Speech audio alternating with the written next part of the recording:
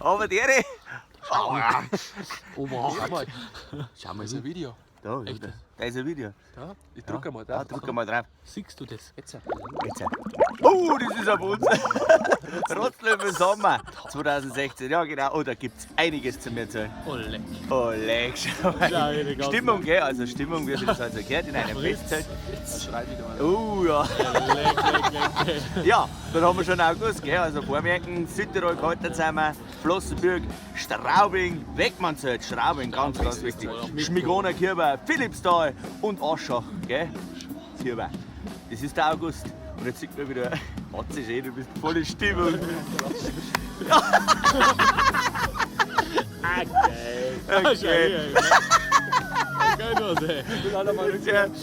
schauen wir noch. Ja, das sind wir auf der Bühne, gell? Das ist mal schön. Von der Sicht. Hallo, Oh, der September.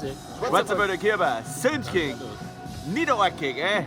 In Tiefenbronn zum dritten Mal. Amberg, Erbstöld, Schweiz, Bremke, Gustorf und Großenhain. Das sind halt die Oktoberfeste. Da haben wir schon wieder mächtig geladen, gell? Für sowas. Ja, ist einmal schön.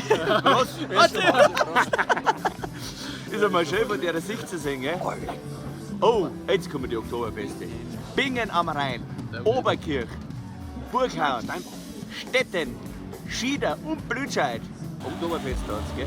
Da geht's ja rund. Ja, an dieser Stelle, glaube ich, können wir sich mal bedanken. Die Schnipsel haben wir gekriegt vom Vom Tobi Pfenninger. Ui! Und seinen Kollegen, gell? Aber jetzt ganz, ganz wichtig. AIDA, da sind wir 14 Tage vor wir heuer mit der AIDA, gell? Das ist sehr, sehr, sehr wichtig. 3. bis 17.